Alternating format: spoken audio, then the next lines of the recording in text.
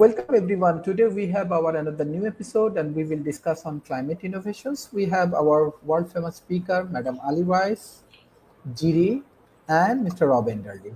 My first question for Ali, which emerging technologies, example AI, blockchain, renewable energy storage, carbon capture, have the greatest potential to accelerate climate innovation in the next decade? From my research that I did, I think kind of energy storage and batteries and having the capacity to hold on to the energy that's created is really important. And I think so when I was researching it, I think kind of somebody that could develop new batteries that weren't necessarily powered by the nickel and cobalt and so that they came up with alternative battery power is really important. And I know from previous research that there's hydrogen batteries and things like that they're creating, isn't there? But there's obviously problems with kind of making sure that they're safe and sound. So I would say that would probably be one of the best ways forward and holding on to energy for homes and transport. And, so I think that for me that would probably be the best way forward. Thank you, Jiri. What's your thought about technology?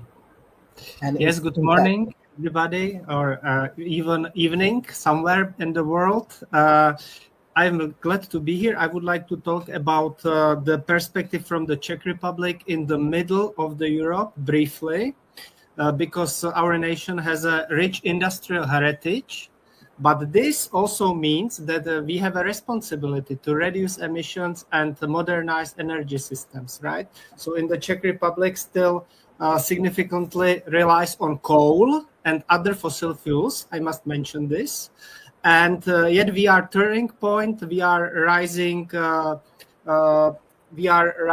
awareness about this and struggling for more renewable energy, energy efficiency, water resilience, and research and technology. So these are my opening words. Thank you. Mr. Rob, what's your thought about technology and innovations and its impact? Well, there are a number of things going on at the moment. And like Ali pointed out, energy storage is one of the big areas of development.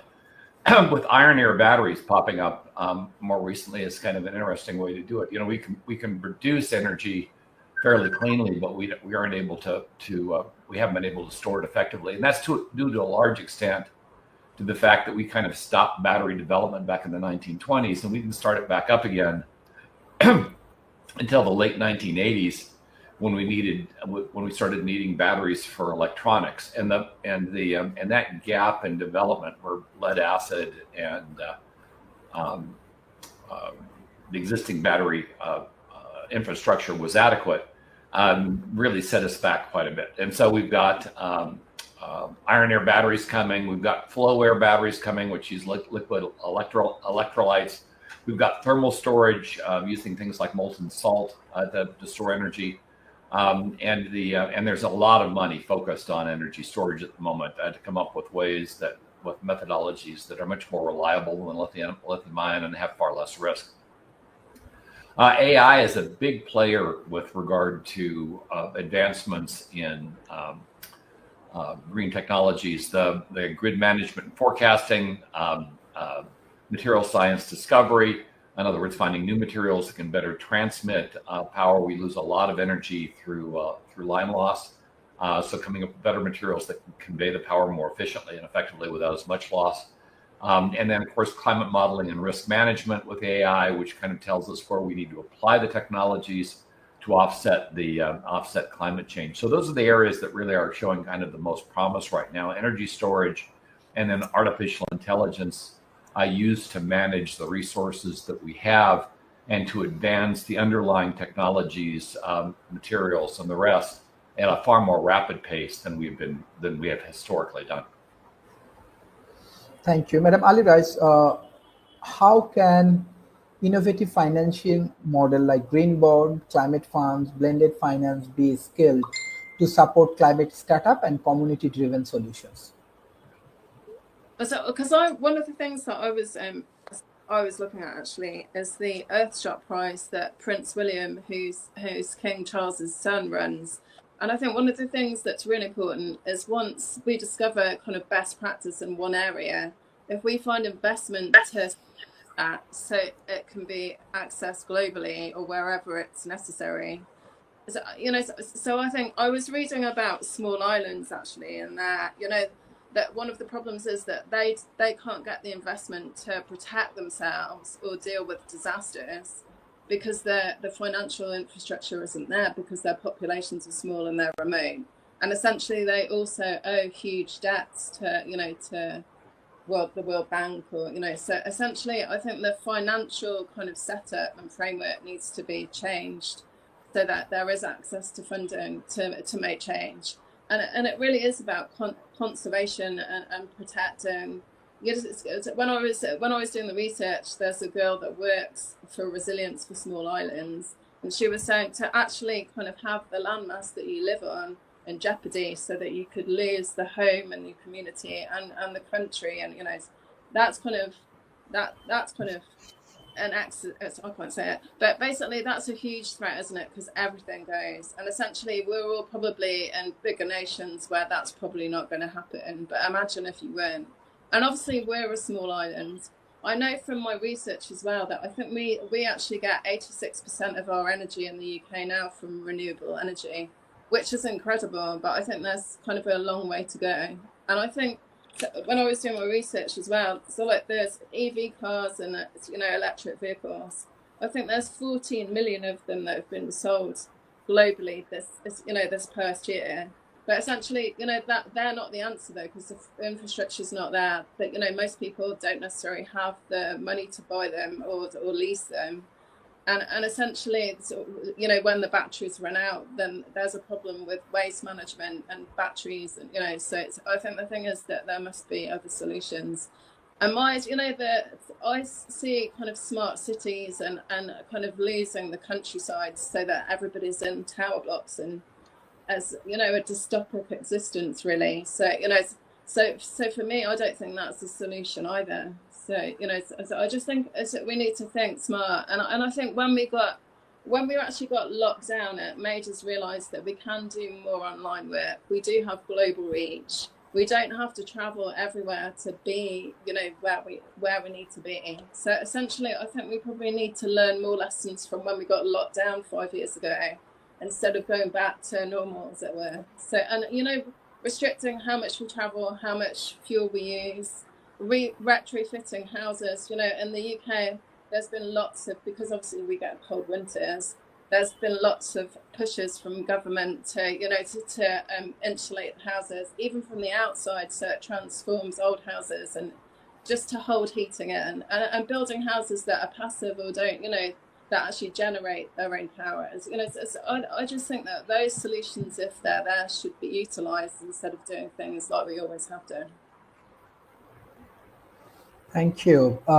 Mr. Jerry, what's your thought about innovative financial model like green bond, climate fund, blended finance, how it can be helpful for startup and community-driven solution?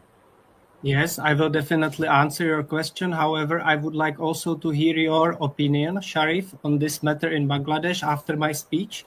I would be happy if you tell us your perspective. So from my perspective, I would like to mention that expanding solar and wind power with the goal reducing coal dependency by it's important for our country at this moment, modernizing buildings, industries, and transporting to cut waste and improve sustainability, because waste is very important, as has been mentioned by my speakers before me.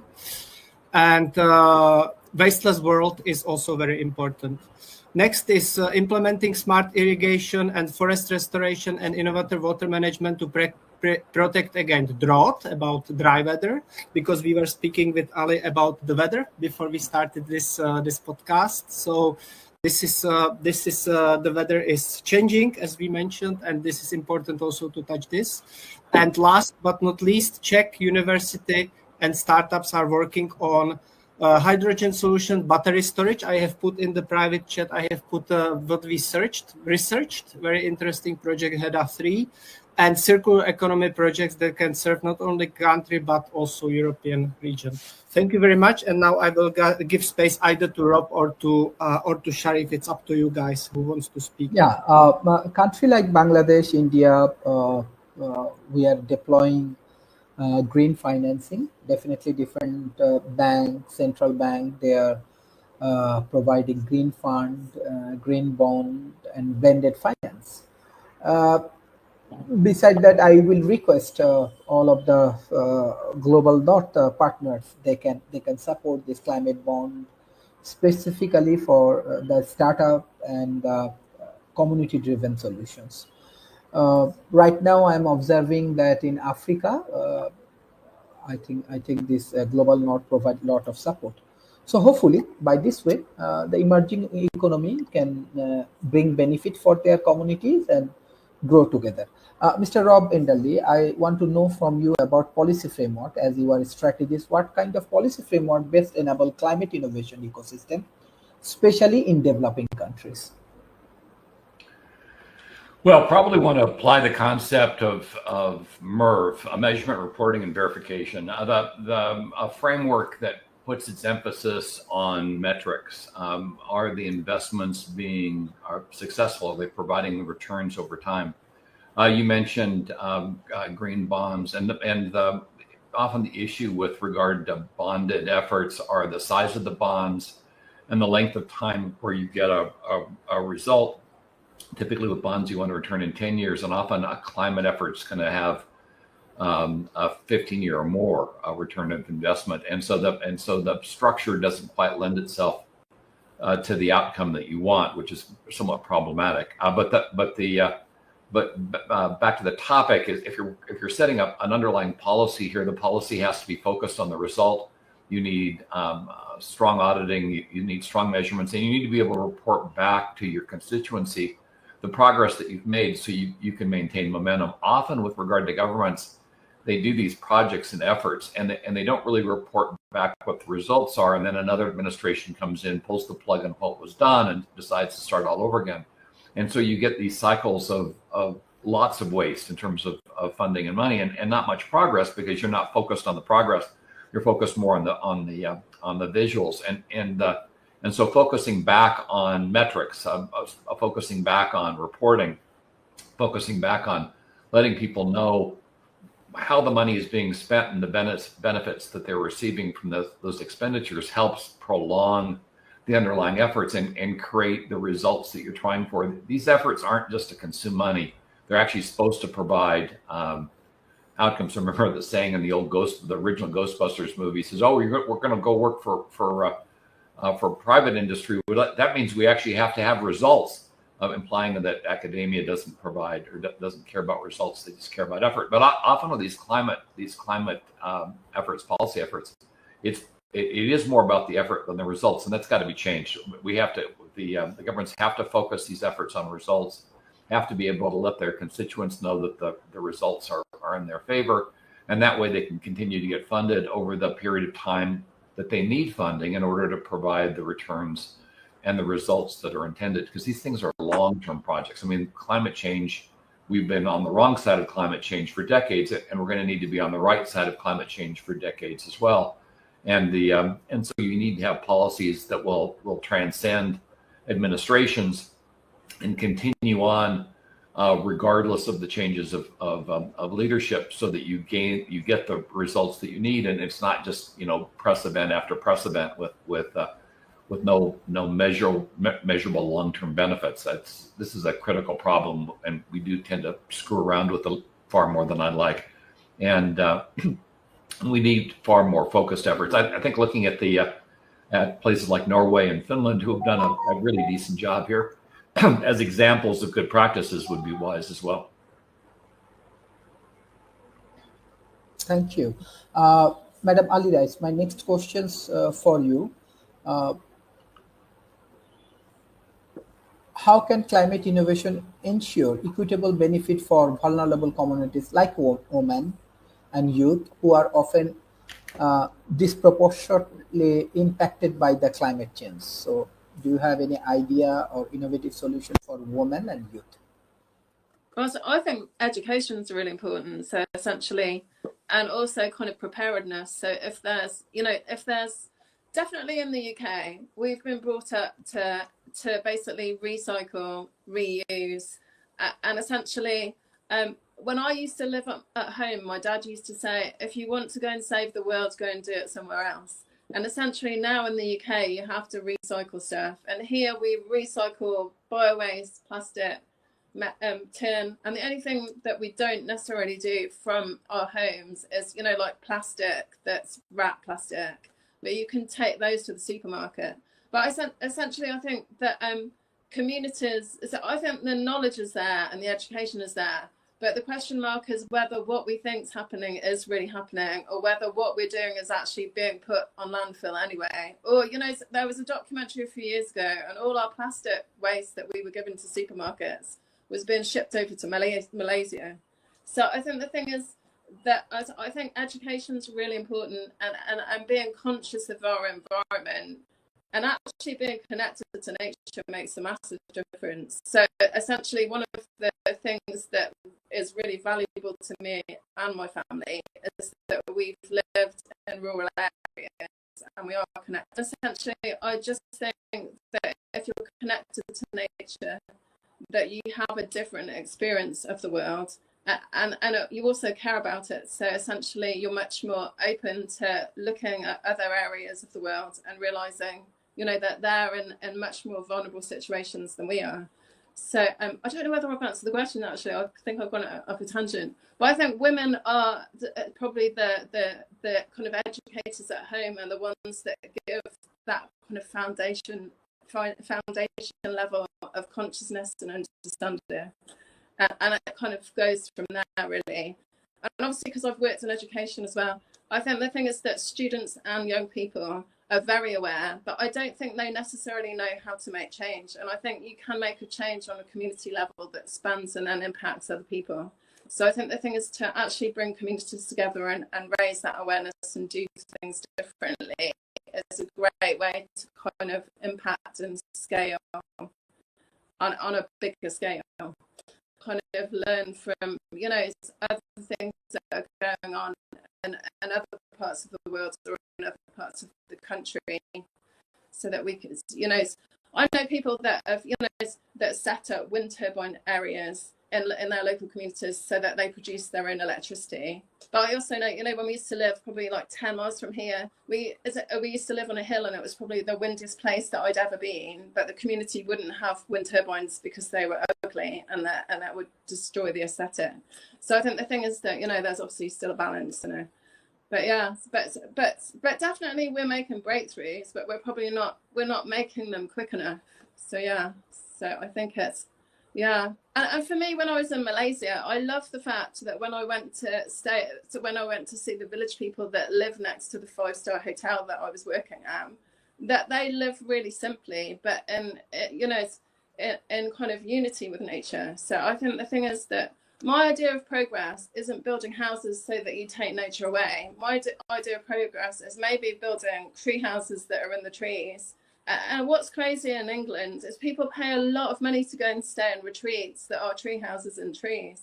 So maybe we should look at development differently. So that we do things that's, and when I got married, we stayed in log houses overlooking a lake, and they were built but with the same trees that surrounded the area. So I think kind of that's the way to go, really. Thank you. Jiri, what's your thought about this question, especially how can climate innovation ensure equitable benefit for vulnerable communities like women and youth who are often disadvantaged? First of all, I would like to thank Ali for her words, because I agree with all these words. Thank you very much. For me, it's very important now. At the moment, I'm working with my friends in Canada and the United States on communities in Africa, and these are sustainable communities.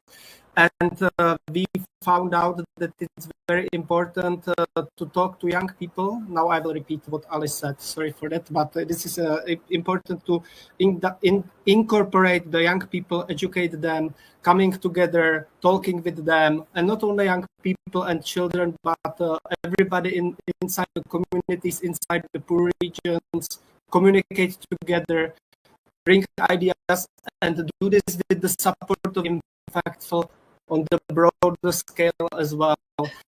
So these sustainable communities, for example, in Africa are one way how to educate, how to live together, how to make a better world, cooperating with the Mother Earth, like going aligned with the nature and making the world a better world without waste and sustainable. I give on definitely, like if you focus on a country like Bangladesh or South Asia, we have different kind of people in our community, especially from the women and from the youth. They're heavily affected by the climate change, by flood and all of the things. But I believe that we need to go for regional cooperations. We need to active SAARC, like India, Bangladesh, Pakistan, and all other 8 countries. And we need to focus on this youth, definitely. Beside that, I believe SAARC has to focus more on investment, especially for R&D sectors. Women, definitely very important sectors, women and youth. But R&D we need, because we need to develop new solutions to solve this climate-related problem. Mr. Rob, my next question for you: what role should universities, corporation, government, and NGO play in fostering climate innovation partnership? Well, universities can bring companies together. Certainly, they can use their alumni to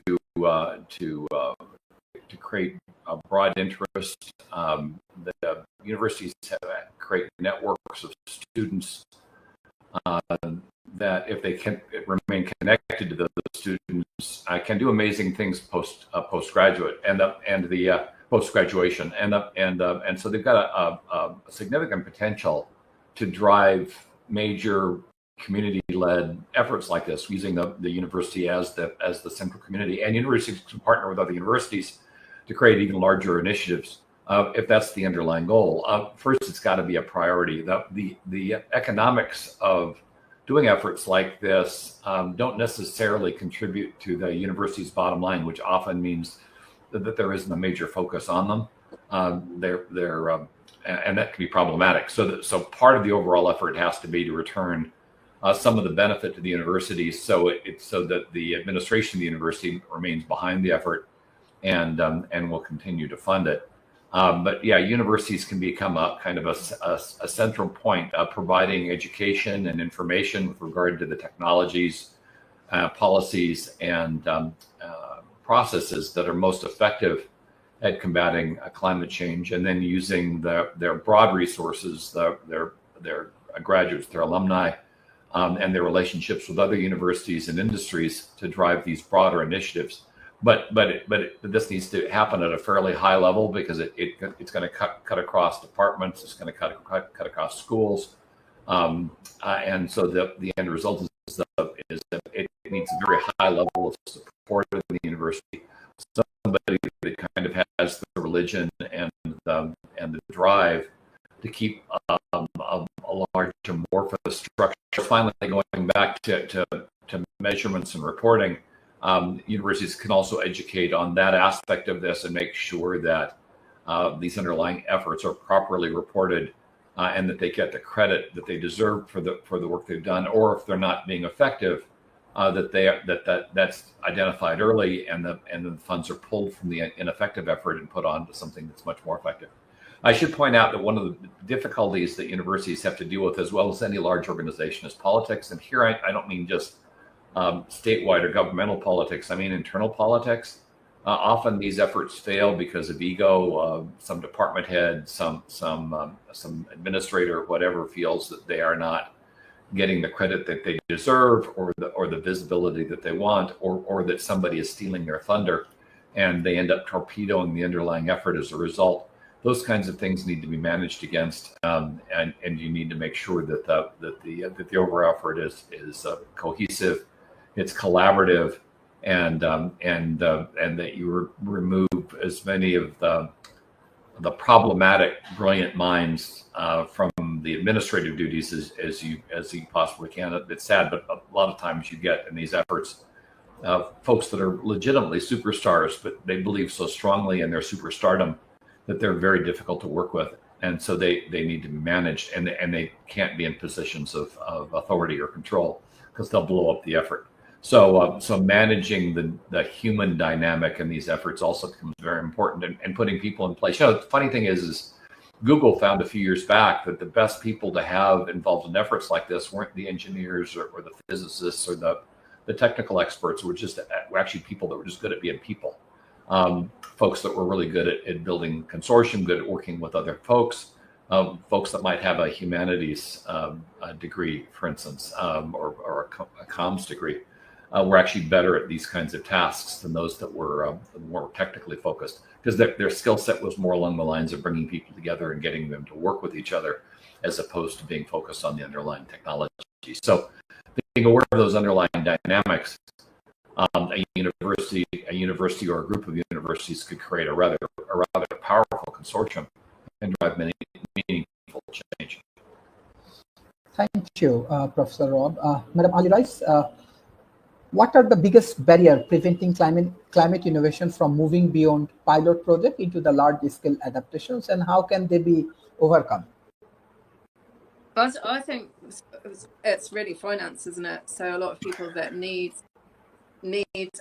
change, especially in smaller communities or communities that are economically stifled, don't have the wherewithal to change things, to do things differently. That's actually a researcher, and she spends lots of time over in tropical areas, trying to build resilience in smaller communities. And essentially that one of the things they need to do is make use of the resources they have. And essentially things like planting mangroves actually means that if the sea rises, that the mangrove trees kind of deal with the rise of sea levels. So I think the thing is that it's actually kind of working innovatively, not just with technology, but with the way nature kind of keeps things at bay, and kind of harnessing that too. And essentially, I think it was hers was also about the seas and oceans, and the way that as the sea rises, there's erosion, and the land mass is getting smaller and smaller. So essentially, I think even living sustainably and knowing where the resources are, and also kind of so that the community works together instead of in an insular way. And essentially, so I think that's the only way that things can change, really, is that if we stop thinking about ourselves, but think as a wider community and what's beneficial for everybody. So yeah, and if we're all on the same page, it really helps. So yeah, that's cool. Thank you. Jiri, what's your thought about biggest barrier? Yes, I will answer this question. I think that not to be inclusive is a barrier. I will turn it into positive. Yes, how can we overcome this barrier? So we can be inclusive, practical, future-oriented. We can work together, create together resilient societies, protect our nature environment, and ensure that the progress is shared by everybody. And I'm very sorry I must leave this discussion. It was very pleasure and honor to be with you guys. Thank you very much. Bye-bye. Thank you. Mr. Rob, what's your thoughts about this biggest barrier for climate innovation? Well, Ali was right, largely financial. The underlying issue is we look at some of these larger projects, they're too big for VCs. and they're too risky for traditional banks. And so the end result is it's very hard to get funding for truly innovative large scale projects, because the funding sources kind of come back to, well, if the government's not going to do it, then you're not going to get it done. And governments are flighty at best.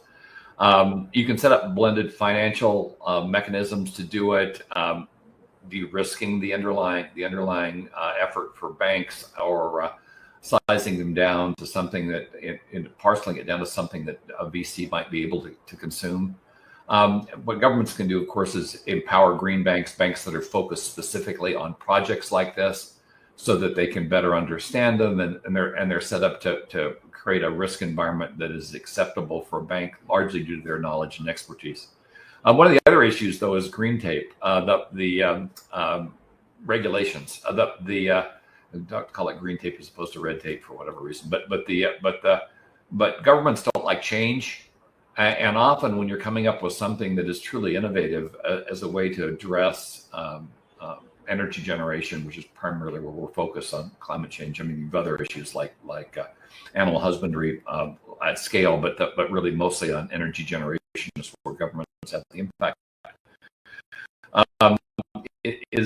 Governments are used to approving things that they've seen, that they know about and they're comfortable with, and technologies that have run around for decades, as opposed to something that's truly innovative and new, which hasn't been around at all for very long at all. And that often means the rules and regulations that surround building a structure like this are so rigid you can't read your time. I'm involved in a toxic spill cleanup effort right now at the moment, and getting the approvals to get the equipment in to clean up the mess has just been a nightmare. And getting through this regulatory quagmire of restrictions that are put in place to keep people safe, but tend to be overly rigid when we're talking about new technology is one of the bigger problems in terms of having to do this. So I'd say the two things are finance. The financial mechanisms we have just don't seem to lend themselves to programs like this unless you modify them by doing things like creating green banks that are focused. And the other is taking a look at the regulations and up it so they can be implemented both safely and timely. And the answer from government isn't just no. Thank you. My next question for Ali. Ali, how can climate innovations be aligned with global initiatives like Sustainable Development Goal, Paris Agreement, to ensure both environmental sustainability and economic growth? Well, because I think the thing is that as America's one of the worst ones, isn't it, that's gone against the Paris Agreement. Sorry, Rob. And essentially, I think it's crazy that they put an environment minister in the States that's been an ex-petrochemical engineer, or had a head honcho of there. So, because obviously there's conflict of interest. So I think it's crazy, to be honest. And I also think in government here, our education minister had no experience of education. In fact, the posts that they give people, essentially, they're not putting people in place that have got any experience or knowledge or expertise in it. They're just relying on a team around them, and that would never happen in any other scenario. So I think that probably needs to change. And essentially, as I always, when I used to talk to my brother, he used to work on conservation projects in Southeast Asia for years and years, and he always used to say that governments are there just to maintain the status quo. And obviously, if you innovate, you're not.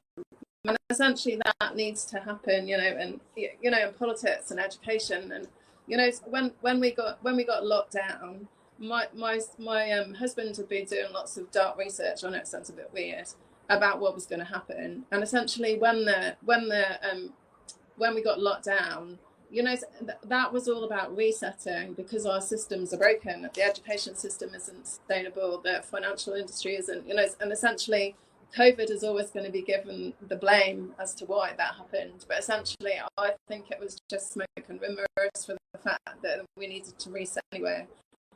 And I can't believe that there's so many wars going on in the world. And essentially, I think that's all about resources. And, I don't think it's just about, or it's religion, but, it's just horrendous. And I can't believe in this time and space that we're, that this is happening. So essentially, so I just think the thing is that we need to lead healthy lives and leave now for our children and the generations to come. That's what matters to me. And I think the thing is that one of the things that is crucial to that is that we maintain our natural spaces, we have clean air, clean water. They're fundamental, simple things, aren't they?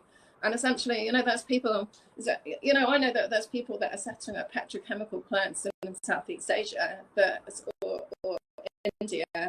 It's all cotton, cotton clothes that are made of cotton, but actually polluting the only source of water that communities that live there use to wash and, drink. And, so that's crazy. And essentially the Western world is responsible for not taking accountability for what's going on. And essentially that's what we should do. And I think that the developing countries need to learn from our mistakes, not follow suit. So, that's why, it's over the whole thing. We need to do things differently because it's not sustainable. And we're all part of the problem as well. Because I do drive a car that's got petrol in it. So, so it's hard to, it's just things need to change. And governments need to make radical change too. But probably not the way Donald Trump does. Thank you. Mr. Rob, what's your thought about how can climate innovation be aligned with global initiative, SDG, Paris Agreement? Well, as Ali points out, you don't want to use the U.S. as an example of doing it the right way. Really looking at things like design for co-benefits as opposed to a single solution. Try to solve multiple problems at once. For instance, solar farm, which does achieve the goal of the climate accord, but might be better to look at community-owned solar microgrids, because what that does is develop jobs in the community. It gets people involved in the underlying effort. It's not just one big company coming in and providing a solution. It's much more of a community effort and gets people involved in it. And I think part of what you want to do when you're trying to create a breadth of benefits for large communities is you have to get the community involved. Looking at how farms can get involved in carbon sequestration,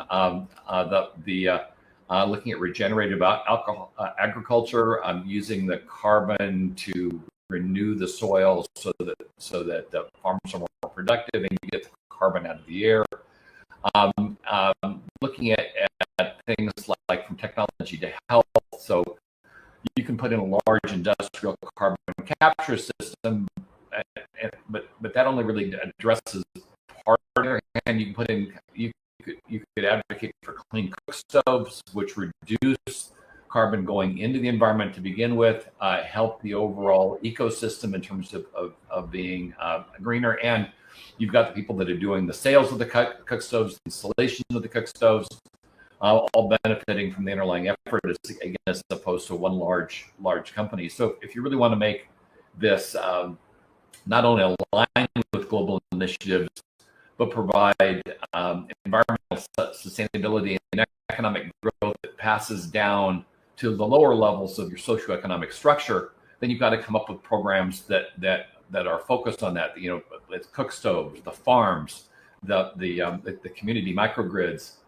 things that get people involved, get people engaged, spread the benefit across a variety of folks, increase jobs, not just benefit large corporations that can put in these mega projects. I'm not saying the mega projects are bad, but to address the specific question where you're trying to drive economic benefits down into the populace, then you really need to focus on that aspect of it and make sure at least some of the underlying efforts do drive down into the community, engage the community, benefit the community, not just from the environmental changes, but economically in terms of jobs and other financial benefits that help the rank and file. Thank you. Madam Ali Rice, what is your advice for climate innovation strategy. How the emerging economy can develop climate innovation strategy. Because I think that they should make decisions that are friendly first and foremost. So essentially, I don't necessarily think that I just think that they need to make conscious decisions. Essentially, if they're not, that there's always, it's like if you produce natural cosmetics or like shampoo, and essentially it makes more sense to produce something natural than it does to, because essentially most shampoos are produced by the chemical industry as waste. So essentially there is a massive question mark over, so that's why I don't even buy toothpaste that's got fluoride in it, and I don't drink. So essentially, I think the thing is, I am really conscious of what I drink, eat, do. Essentially. But I think the thing is that there needs to be a consciousness that's not about the money, and it's not necessarily about the return. It's about the benefit to the wider community. And essentially, if you're doing it so it's beneficial to all, and it's working towards health and well-being, then you're kind of halfway there, really. And I think, the statistics for cancer and things like that, that's probably due to pollution more than anything else, I would say. So essentially, that's the thing is, and we live in a rural area that's relatively clean, clean air. But essentially, in the middle of cities, when COVID happened, they used to wear face masks, didn't they? Because the pollution, the air was so polluted, they needed to protect themselves. So essentially, it's just not making kind of good decisions that make sense, because you want you and your family and your friends to stay healthy. If you have that principle in every decision you made, you probably make better decisions. Mr. Rob, what is your advice how emerging economy can develop better climate innovation strategy and policy? Well, it much like when you're talking about a company trying to figure out what they're going to do next. With an emerging economy, it really kind of starts with a company we call this a skills assessment. With an emerging economy, it's kind of a resources assessment. What is it you're good at? What natural resources do you have as it develops? In emerging economies, you have a lot of potential biodiversity. These emerging economies are great places for carbon sinks, and they are biodiversity hotspots. And so that you got the Amazon rainforest, Congo Basin, coral reefs of Southwest Asia. These are all resources, and if you can figure out how to better utilize them, then you're already kind of ahead of the game, because you already have those resources. You're not building something from scratch. So it starts with really understanding what you would be best at, and this takes some time. What advantage do you bring to the table, and then focus your efforts on improving that advantage. So you start ahead of the pack to a certain extent on something that is uniquely yours, and then you turn it into a much broader benefit over time. You're really looking at taking your advantages and making them even bigger advantages. But if you don't know what those advantages are, invariably you're going to waste a lot of money trying to replicate what other countries are doing pointlessly, because those other countries may be significantly better at what it is they're doing naturally. And you need to figure out what you're better at doing naturally, and then build your policy and strategy on that. Thank you. Madam Ali Rice, how this global north and global south can work together for solving this complex problem? Because that's what I was saying before. Essentially, I think you need to learn from what we're doing well in the West. Anyway, whatever we're doing, in the Western world or the global, but essentially, I think you need to learn from what's going well and what has doesn't have negative consequences, and then seriously avoid the pitfalls of the things that don't have great outcomes, and do pollute, and have kind of lots of, even though there's a result, there's all this kind of debris on there. There is ways to kind of achieve things without having a negative effect on the planet or the people that live in the communities wherever it is that's the process or the production's happening. So, yeah. That's Mhm. that's what I said. I just think it's still about conscience, isn't it? Really, and consciousness about Yeah. it's that and where you Yes. do. Thank you, Mr. Rob. How this global North and global South can work effectively together? Well, they don't really work right now. So you've got to fix an underlying significant problem. What is right now? What is the motivation for one to significantly help the other? And to start doing that, I think you need to re-engineer global finance for justice and scale. You need to, not just make promises like the Paris Accord, but you actually have to put metrics in place and penalties in place so that those promises are met or exceeded. You need to de-risk, not just donate. And what I mean by this is a lot of times what countries do is they throw money at the underlying problem. But if the problem is still high risk, it's very difficult for that money to flow where it needs to go. And so you need to mobilize private capital so it's willing to engage in these things, and to do that you need to de-risk it. A lot of these climate efforts are very high risk, and that makes it very hard for individuals to invest in them. And so de-risking those investments becomes important if you want to attract that funding.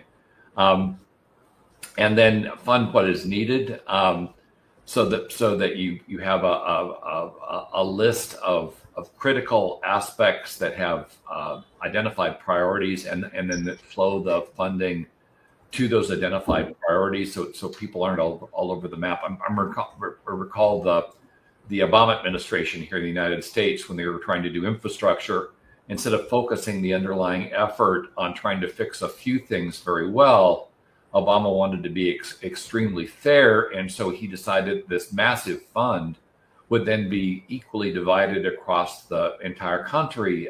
And so, in some places it was building a few sidewalks, and something you had this massive amount of money that could have made meaningful change in U.S. infrastructure, but it got so diluted down by trying to be fair to everybody that it made no real difference. So a lot of money was spent, but not a lot of meaningful change was received. And looking at that as an example of what not to do, not that I'm dumping on Obama, he was one of our better presidents, but this was a mistake. Jimmy Carter made a similar mistake when he was trying so very hard to be fair that the progress that was needed just wasn't made. And so you have to focus, and that means you need to know where to put the money. And you need to aggregate it to a point where it can actually accomplish some of the underlying goals. If you dilute the funding down enough, it just can't accomplish anything. I mean, you just basically it's like pouring fresh water into the ocean. It's not going to have an impact, and so you have to work against that. It's about accomplishing goals. It's not about spreading the funding as broadly as you can, and then of course, reform the global financial architecture. Right now, it's really not set up for these kinds of efforts. And so you need to restructure global finance so that it is more able to address these critical aspects. I mean, the screwy thing for me, if I were looking at this from the outside of the planet, I'd say, what's more important than making sure the planet can continue to sustain life? And I have a hard time finding anything that should rank higher than that. But yet, our focus on this underlying problem is nowhere near aligned with the threat that it represents. We spend far too much money on making the world a worse place to live than we spend on making it a better place to live, and that underlying dynamic needs to be fixed. So otherwise, we're going to have issues. And moving to Mars isn't going to do it. Mars is uninhabitable. So if we want to spend all the money to move to Mars, it would be far cheaper just to fix where it is. What it is we have now, but we're not working that way, and that too is problematic. I would say underlying all of this is the fact that our education system continues to fail us in this regard, and that too needs to be addressed if we want to make some type of sustainable change and difference going forward. Thank you. I just want to share our initiative with Tando and Gayatri Leadership Academy, what it called this strategic AI for global climate leadership. We are developing with Tando, with St. Edward Universities, with Big Heart Technology and World Talent Economic Forum in institutions. This is a climate leadership demand, peace, collaborations, and action beyond utilizing global leadership to drive sustainable change through innovations and policy. Here is the core benefit any organization can bring through this program. They can gain and apply skill for addressing complex organization challenge of climate change. They prepare for employment, corporate sector, government and the policy sectors, non-profit education advocacy sectors, startup and entrepreneur sectors, joining a worldwide network of follow certifications, graduations. So for that particular issues, employers get benefit through developing, build a unique workforce, accelerate breakthrough innovations in the regenerative circular economy, design and effectively implement public-private partnership, become a thought leaders, innovator, change agents, sponsor of the human and nature-centric communications, communities and cities. And we have our world-famous scientists and speakers and people like Madam Ali Rice, Mr. Rob Enderle, Patricia, Julian Grosser, Fred, Professor Fred Philip, Robert, Sheridan Tatsuno, and Yamanaka also joining that team. And we do focus on system thinking, what we are discussing today, strategic AI and global climate leaderships, Kokoro Wisdom App, impact investment, AI assistant collaborations, Gallipoli strategy, analytics for risk assessment, climate adaptations, environmental law, entrepreneurships, international politics, human security, and preventing diplomacy, and we can develop a better community through this process. So I want to invite you all in our process, and hopefully through this process we can make a meaningful contributions. Thank you all for today's sessions. I want to go for the concluding remarks. Madam Ali Rice, what's your closing remarks for today's session? I think the thing is, from my experience living in the UK and England specifically, that I think things have changed. Use energy differently, and when we got locked out, when the war between Russia and Ukraine started, I think that probably upped the ante because we were quite dependent on receiving, I think, Russian fuel.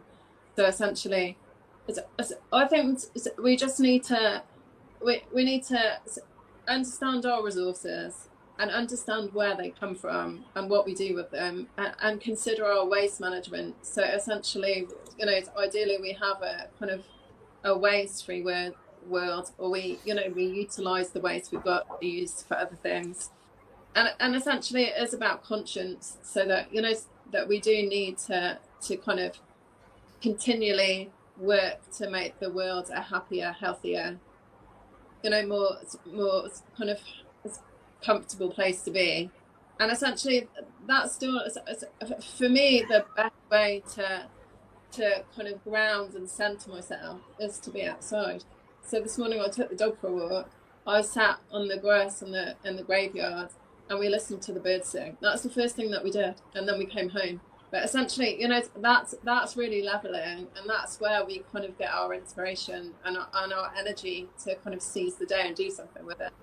So essentially, we still need to stay connected to what sustains us, and that is, that's the natural world and the people around us, and we are, we are part of a community, and we need people, and essentially that's the same wherever we are in the world. So and it's kind of, it's pure luck where we're born and where, but essentially, because I've traveled around the world, I do definitely, one of my favorite places I ever visited was Malaysia, and it was one of the happiest, most beautiful places I'd ever been. So, and essentially, and that wasn't the 5-star hotel, that was the people that lived there and the way, so, and the thing is that infrastructure wasn't, was lacking, and that's before we had protein, so it's like 22 or 23 years ago.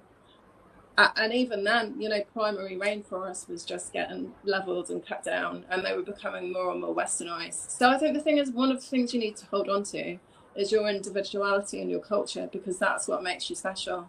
And being westernized isn't all it's cracked up to be. So yeah, that's my thought. Thank you. Mr. Rob, what's your closing remarks for today's session? Well, stepping aside from the subject, this one thing it highlights a huge problem we have with the planet, and that is we seem to be unable to cooperate on initiatives that are planetary in scale, and that's going to be problematic. There are and will be problems that need to be dealt with at a planetary level. The pandemics, climate change, the wars. These are things that, now that we've got nuclear wars, where a particular one nation has the potential of being able to destroy life on the planet. These are all things that, in theory, the United Nations was created to address, but has proven to be largely toothless and ineffective.